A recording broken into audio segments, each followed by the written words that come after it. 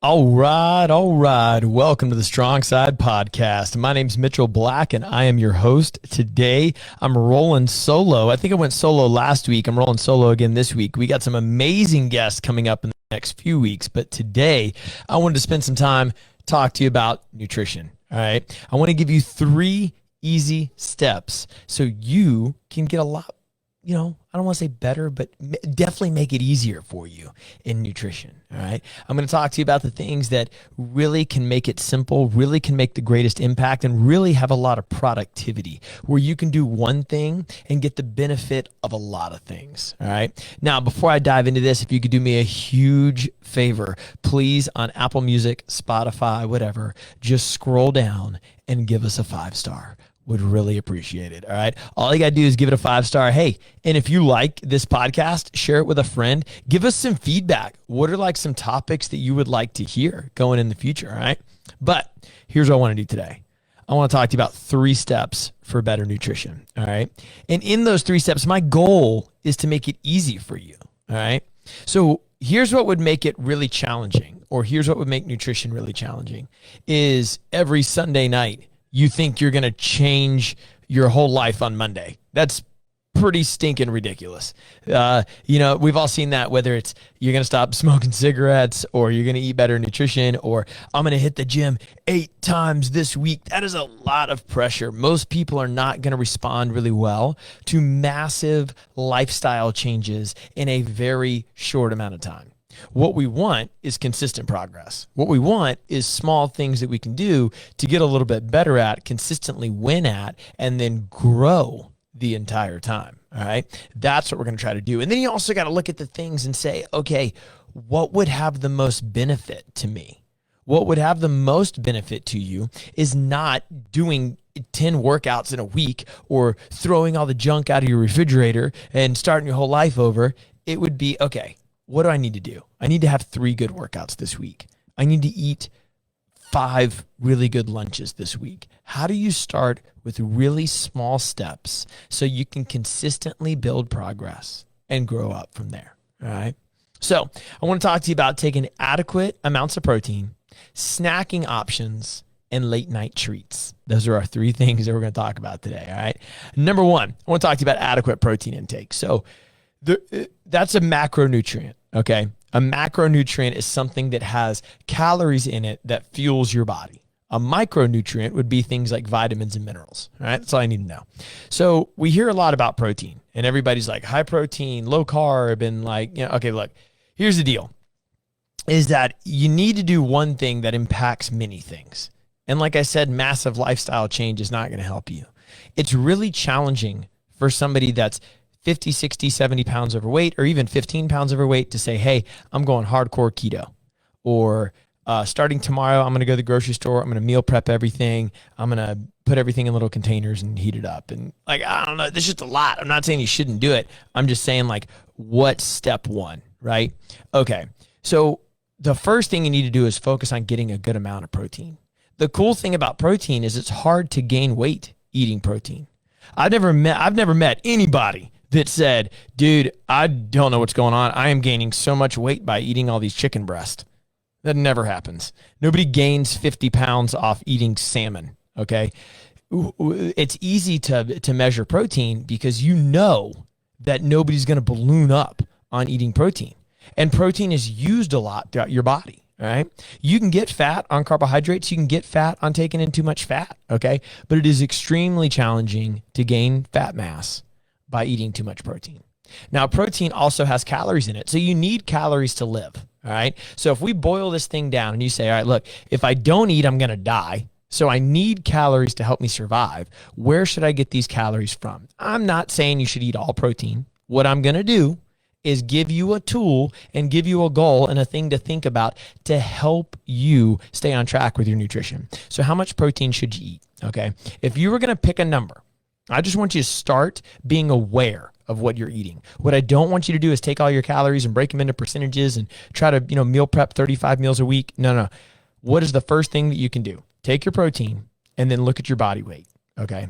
The goal is to eat 1 gram of protein per pound of desired body mass. All right. So what I mean by that is let's make math easy. You weigh 200 pounds and you would like to weigh 170 pounds. Well, then your goal is to eat 170 grams of protein in an entire day.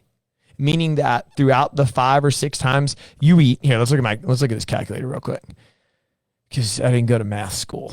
All right. So let's say you weigh 200, you want to weigh 170. So 170 grams or 170 divided by, let's say you eat 5 times a day.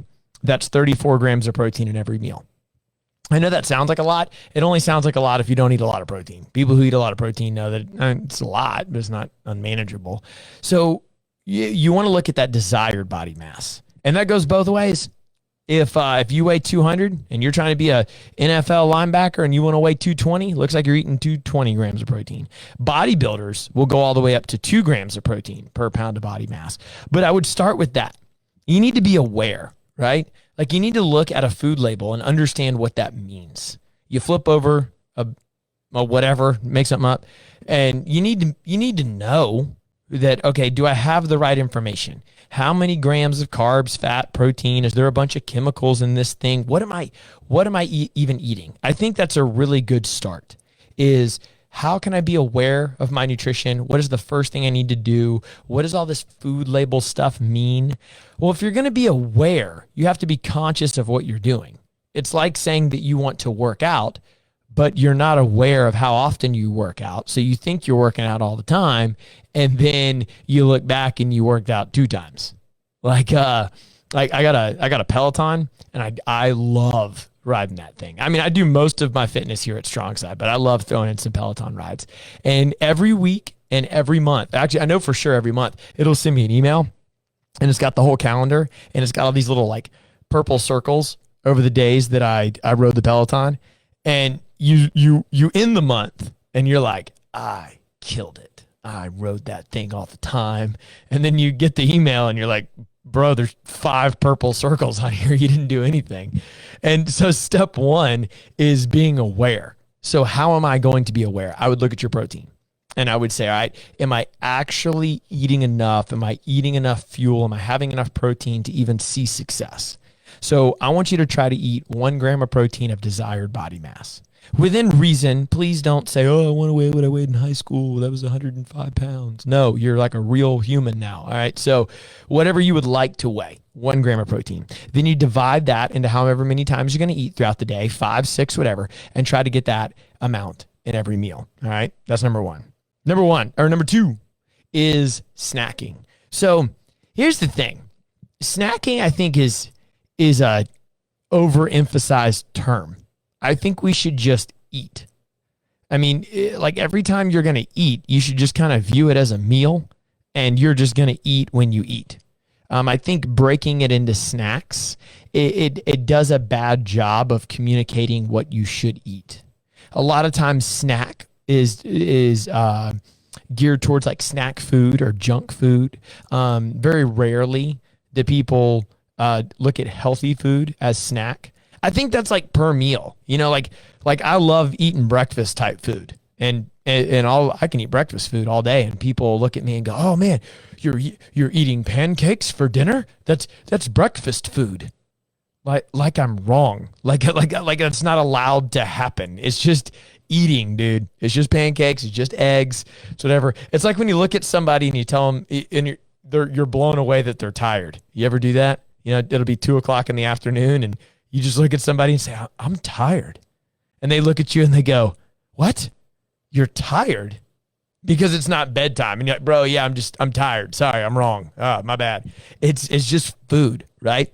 So if you look at snacking and all you think about it is it's got to be something bad, it's probably not going to turn out to be something good.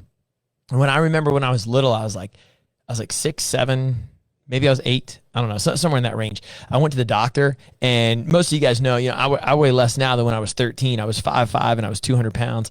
And 2nd grade is when I started adding a lot of weight.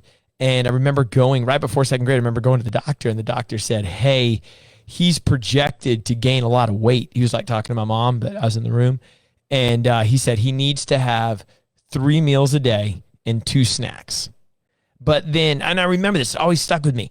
He pulled up 2 bags of chips, and he said, these are my snacks. He was giving an example of what he eats throughout the day. He said, I eat 3 meals and holds up 2 bags of chips. And he said, these are my snacks. And I eat them in between patients.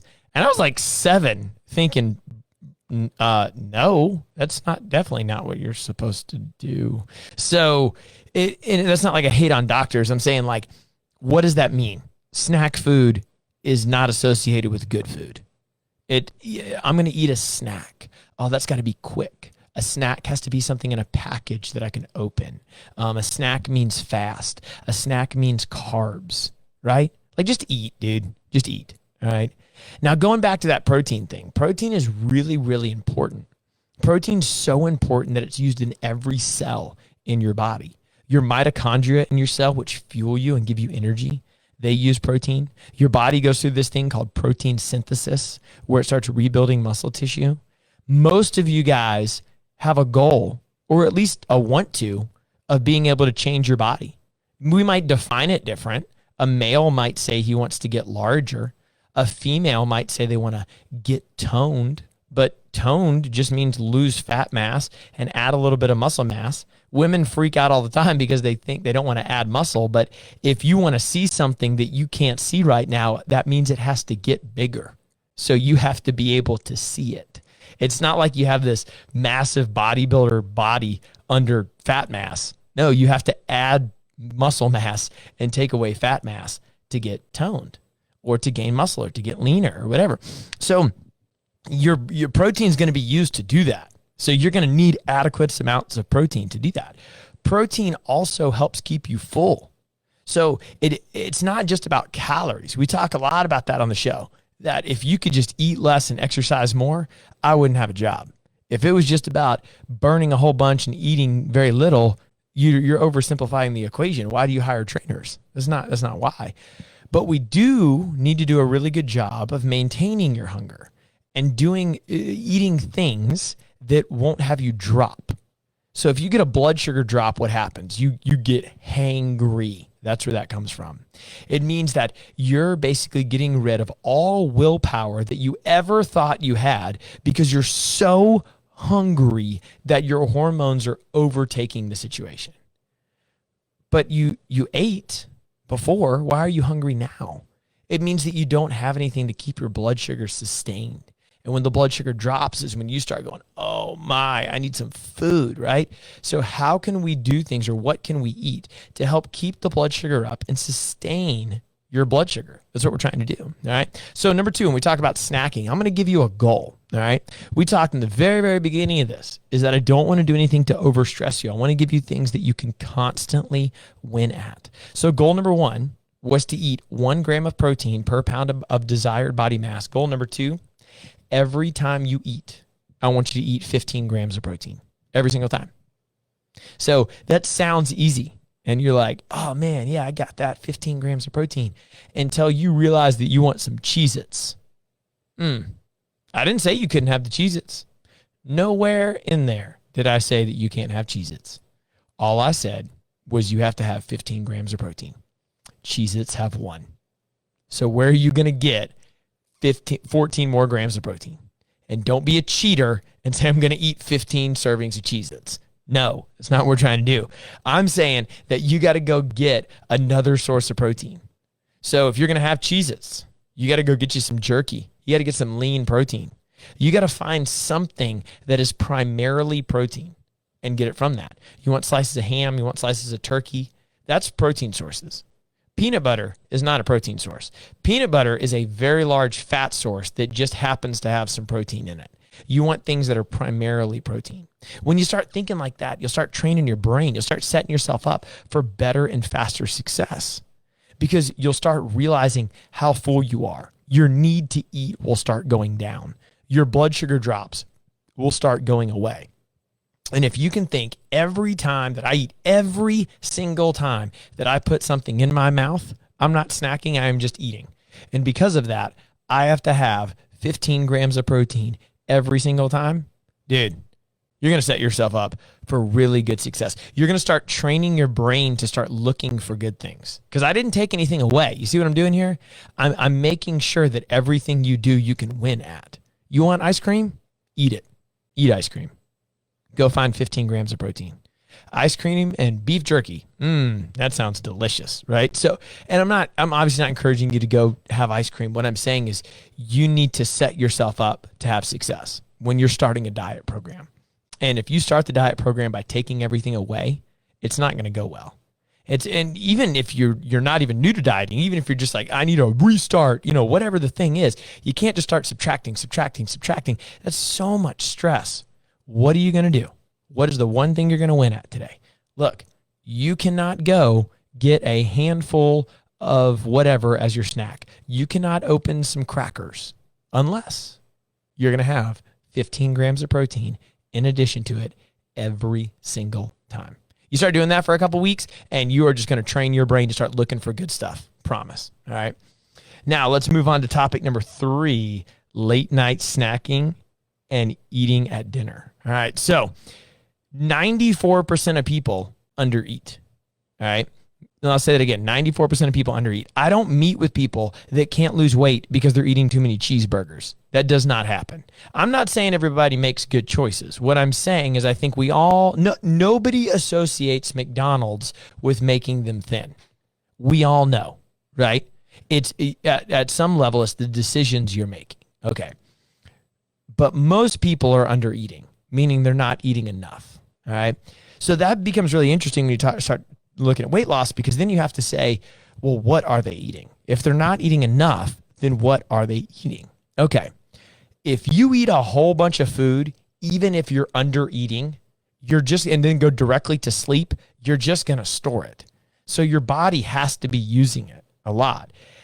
I know there's some controversial science to that out there and stuff, but look, I've been around a minute. And if you eat a whole bunch of pasta and go straight to sleep, you're going to get fat. That's just how it works. All right. So I don't need any research to show me that. You start eating a bunch of carbs before you go to sleep. It just kind of works that way. And typically what happens is people sit down for a normal dinner around a normal time, the good old 1950s, 5 o'clock, whatever, and you eat dinner, and then everything's cool, and you're not really hungry. You just need that late night snack. You just need, I legit, so I went and swam this morning, and when I got done with the swim, I went to the gas station, and I got a coffee, and this dude, he was talking to another guy there in front of the breakfast donut rack, and he looks at him, and he's like, I got to get my sugar fix. I was like, dang, dude, sugar fix. Never heard that before. So I'm going to use it now, sugar fix. You got to get your sugar fix at night, right? And so when we look at that, we say, okay, I don't just want to take everything away. That's really challenging with a lot of stress to be like, okay, well, you can't have this and cut out your dessert, whatever. Here's goal number 3. Whatever you're going to eat it at the dinner table. How about that? What if we could say, look, I didn't take anything away. Goal number 2, I said eat 15 grams of protein every time you eat. I did not say that you cannot have Cheez-Its. I did not say you can't have a Pop-Tart. I just said that in addition to that, you are going to have to go find an additional 15 grams of protein in some other lean source of protein every single time, which means you're going to go to the grocery store. You're going to start looking for more snacks. You're going to start looking for more healthy options. You're going to bring good things into your diet because I didn't take anything away. Goal number 3 is that when you're looking at that late night snacking, you want ice cream. I got to have a dessert. I got to have my chips, whatever. Cool. Eat it at the dinner table. So instead of having dinner at 7 and then at 9, 10 o'clock at night, you go get that bowl of ice cream. I'm not taking the bowl of ice cream away from you. Eat it at the dinner table. And that's it. Whenever that dinner is, 8 o'clock, whatever. I'm saying there's no extra eating after dinner because you're just going to pump up all your blood sugar and go directly to sleep. You're probably going to wake up between 1 and 3 in the morning to go to the bathroom. You're probably going to start stress peeing. You're going to start tossing and turning. You're not going to sleep through the night. You're going to feel terrible. Like you're going to wake up starving. It should not be a hard, crazy deal to think about missing a meal. If the thought of missing a meal drives you insane, your metabolism is probably broken. I'm not saying that you should skip all these meals, but your body should be able to miss a meal without freaking out. All right. So I'm going to recap these 3 goals for you. Goal number 1, eat protein because it's a big macronutrient that we can control, focus on. And if you just focus on it, then a lot of good things are going to happen. Try to eat 1 gram of protein per desired pound of body mass throughout the day. So if you want to weigh 100 pounds and you're eating 5 times a day, you need 20 grams of protein every time you eat. Goal number 2, avoid snacking. Snacking is a bad word. It's not associated with anything good. So don't snack. Just eat. When you eat, just eat. They're just meals, right? But in that snack, if you're going to have whatever, it's got to have at least 15 grams of protein. I'm not taking anything away from you. I'm just giving you some guidelines. And then goal number 3 is avoid the late night treats. So whatever you're going to eat at night, put that stuff in your dinner and say, look, this is what I'm eating right now. I can't eat after this, so I'm just going to eat this. You might have some gorge moments. You might hop off the train for a minute. That's okay. But you cannot eat anything after that last meal. Not take anything away from you. I'm just controlling when you eat it. If you can focus on those 3 things, like we talked about in the beginning of the podcast, you're going to be doing a few things that get you the benefits of a lot of things. And rather than overstressing yourself and starting a new diet or exercise program by weighing and measuring and 6-week challenge and go nuts and change your whole life on Monday, what's the one thing that you can do to win at every day? That way, this is your first time. That's what we're trying to do. And after you accomplish these 3, we'll give you another one, and then another one, and another one. You just build up from there. All right. So I hope these three things helped you. We're going to get rock and rolling the rest of the day here at Strong Side. Got some amazing guests coming in. Next week, we're going to have another Strong Side member, Christian Blackstock. He's going to be on. We're going to have Becky Brown on later this month. She's actually the first guest that we've ever had repeat in the show because the popularity was so high that everybody was like, bring her back. Bring her back. So we're bringing her back at the end of the month. And I hope you enjoyed it. Check us out on Apple Music, Spotify, whatever. Give us a 5-star, and let's just rock and roll, team.